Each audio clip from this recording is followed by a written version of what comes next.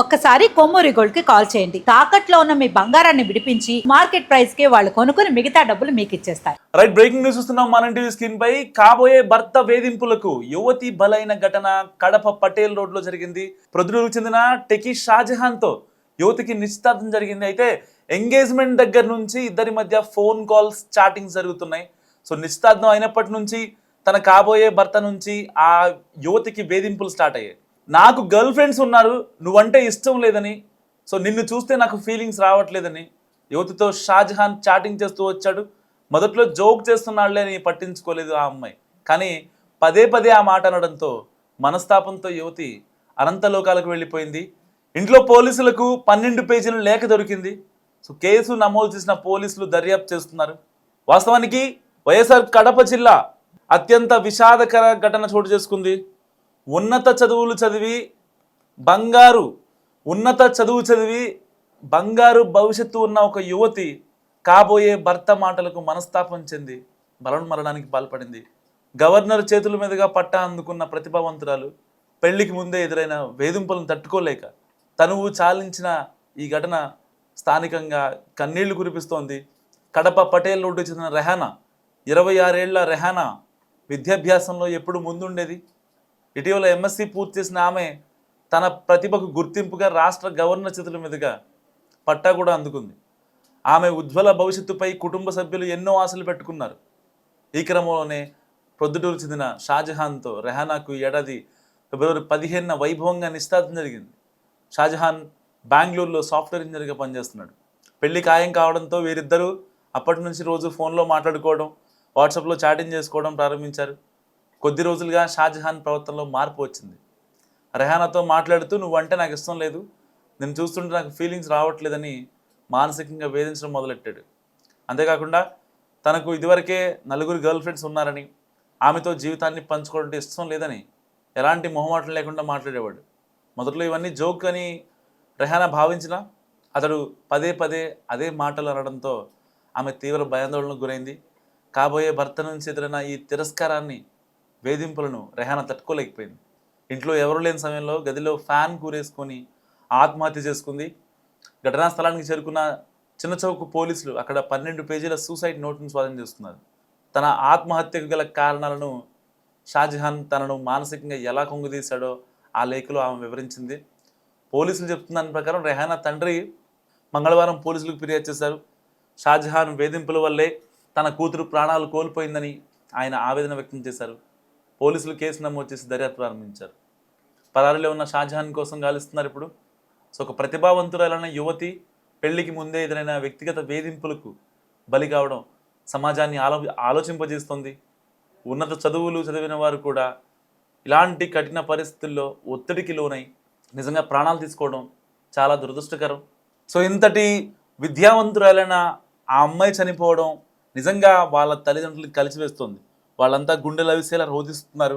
ఒకవేళ ఇబ్బంది ఉంటే తనతో మాట్లాడకుండా, ఒకవేళ తన దగ్గర నుంచి, తన మాటల దగ్గర నుంచి ఇంకేమైనా ప్రాబ్లం ఉంటే వాళ్ళ అమ్మ వాళ్ళతో మాట్లాడాలి. లేదంటే, ఎందుకంటే ఒక 26 ఏళ్ళ ఆడపిల్ల చాలా సెన్సిటివ్గా ఉంటుంది. అండ్ గ్రామీణ ప్రాంతాల్లో ఉండేటోళ్ళు, మెట్రోపాలిటన్ సిటీస్లో ఉండేటోళ్ళు కాదు కదా. ఎలా అయినా సరే ఫాస్ట్గా బ్రేకప్ అయిపోయి, ఫాస్ట్గా రిలేషన్లోకి వెళ్ళిపోయి వచ్చేటోళ్ళు కాదు కదా. సో వాళ్ళతో కొంచెం ఆచితూచి మాట్లాడాల్సిన అవసరం నిజంగా ఎంతైనా ఉంది. ఒకవేళ కనుక షాజహాన్ రెహానాతో కనుక కరెక్ట్గా మూవ్ అయి ఉంటే ఇవాళ ఆ అమ్మాయి నిండు ప్రాణాలతో ఉండేది.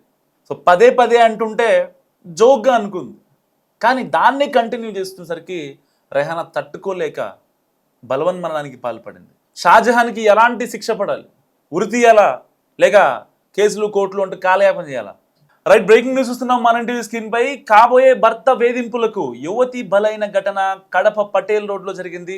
ప్రొద్దుటూరుకు చెందిన టెకీ షాజహాన్ తో యువతికి నిశ్చితార్థం జరిగింది. అయితే ఎంగేజ్మెంట్ దగ్గర నుంచి ఇద్దరి మధ్య ఫోన్ కాల్స్, చాటింగ్ జరుగుతున్నాయి. సో నిశ్చితార్థం అయినప్పటి నుంచి తన కాబోయే భర్త నుంచి ఆ యువతికి వేధింపులు స్టార్ట్ అయ్యాయి. నాకు గర్ల్ ఫ్రెండ్స్ ఉన్నారు, నువ్వంటే ఇష్టం లేదని, సో నిన్ను చూస్తే నాకు ఫీలింగ్స్ రావట్లేదని యువతితో షాజహాన్ చాటింగ్ చేస్తూ వచ్చాడు. మొదట్లో జోక్ చేస్తున్నాడులే అని పట్టించుకోలేదు ఆ అమ్మాయి. కానీ పదే పదే ఆ మాట అనడంతో మనస్తాపంతో యువతి అనంతలోకాలకు వెళ్ళిపోయింది. ఇంట్లో పోలీసులకు 12 పేజీల లేఖ దొరికింది. సో కేసు నమోదు చేసిన పోలీసులు దర్యాప్తు చేస్తున్నారు. వాస్తవానికి వైఎస్ఆర్ కడప జిల్లా అత్యంత విషాదకర ఘటన చోటు చేసుకుంది. ఉన్నత చదువు చదివి బంగారు భవిష్యత్తు ఉన్న ఒక యువతి కాబోయే భర్త మాటలకు మనస్తాపం చెంది మరణానికి పాల్పడింది. గవర్నర్ చేతుల మీదుగా పట్టా అందుకున్న ప్రతిభావంతురాలు పెళ్లికి ముందే ఎదురైన వేధింపులను తట్టుకోలేక తనువు చాలించిన ఈ ఘటన స్థానికంగా కన్నీళ్లు కురిపిస్తోంది. కడప పటేల్ రోడ్డు చెందిన రెహానా, 26 ఏళ్ల రెహానా విద్యాభ్యాసంలో ఎప్పుడు ముందుండేది. ఇటీవల ఎంఎస్సి పూర్తి చేసిన ఆమె తన ప్రతిభకు గుర్తింపుగా రాష్ట్ర గవర్నర్ చేతుల మీదుగా పట్టా కూడా అందుకుంది. ఆమె ఉజ్వల భవిష్యత్తుపై కుటుంబ సభ్యులు ఎన్నో ఆశలు పెట్టుకున్నారు. ఈ క్రమంలోనే ప్రొద్దుటూరు చెందిన షాజహాన్తో రెహానాకు ఏడాది ఫిబ్రవరి 15న వైభవంగా నిశ్చితార్థం జరిగింది. షాజహాన్ బెంగళూరులో సాఫ్ట్వేర్ ఇంజనీర్గా పనిచేస్తున్నాడు. పెళ్లి ఖాయం కావడంతో వీరిద్దరూ అప్పటి నుంచి రోజు ఫోన్లో మాట్లాడుకోవడం, వాట్సాప్లో చాటింగ్ చేసుకోవడం ప్రారంభించారు. కొద్ది రోజులుగా షాజహాన్ ప్రవర్తనలో మార్పు వచ్చింది. రెహానాతో మాట్లాడుతూ నువ్వంటే నాకు ఇష్టం లేదు, నేను చూస్తుంటే నాకు ఫీలింగ్స్ రావట్లేదని మానసికంగా వేధించడం మొదలెట్టాడు. అంతేకాకుండా తనకు ఇదివరకే 4 గర్ల్ ఫ్రెండ్స్ ఉన్నారని, ఆమెతో జీవితాన్ని పంచుకోవడం ఇష్టం లేదని ఎలాంటి మొహమాటం లేకుండా మాట్లాడేవాడు. మొదట్లో ఇవన్నీ జోక్ అని రెహానా భావించినా అతడు పదే అదే మాటలు అనడంతో ఆమె తీవ్ర భయాందోళనకు గురైంది. కాబోయే భర్త నుంచి ఎదురైన ఈ తిరస్కారాన్ని, వేధింపులను రెహానా తట్టుకోలేకపోయింది. ఇంట్లో ఎవరు లేని సమయంలో గదిలో ఫ్యాన్ కూరేసుకొని ఆత్మహత్య చేసుకుంది. ఘటనా స్థలానికి చేరుకున్న చిన్నచౌకు పోలీసులు అక్కడ 12 పేజీల సూసైడ్ నోట్ను స్వాధీనం చేస్తున్నారు.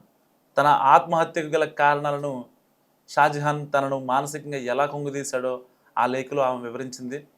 పోలీసులు చెప్తున్న దాని ప్రకారం రెహానా తండ్రి మంగళవారం పోలీసులకు ఫిర్యాదు చేశారు. షాజహాన్ వేధింపుల వల్లే తన కూతురు ప్రాణాలు కోల్పోయిందని ఆయన ఆవేదన వ్యక్తం చేశారు. పోలీసులు కేసు నమోదు చేసి దర్యాప్తు ప్రారంభించారు. పరారీలో ఉన్న షాజహాన్ కోసం గాలిస్తున్నారు ఇప్పుడు. సో ఒక ప్రతిభావంతురాలైన యువతి పెళ్లికి ముందే ఎదురైన వ్యక్తిగత వేధింపులకు బలి కావడం సమాజాన్ని ఆలోచింపజేస్తుంది. ఉన్నత చదువులు చదివిన వారు కూడా ఇలాంటి కఠిన పరిస్థితుల్లో ఒత్తిడికి లోనై నిజంగా ప్రాణాలు తీసుకోవడం చాలా దురదృష్టకరం.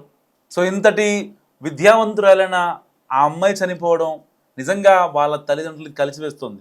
వాళ్ళంతా గుండెలు అవిసేలా రోధిస్తున్నారు.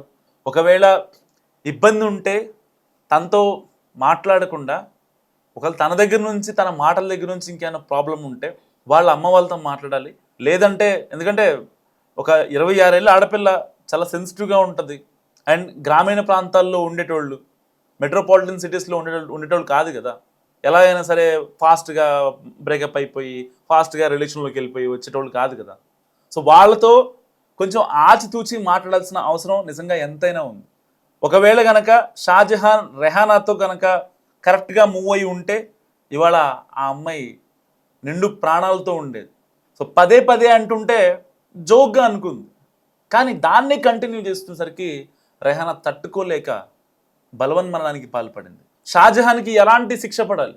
ఉరి తీయాలా, లేక కేసులు కోర్టులు అంటే కాలయాపన చేయాలా?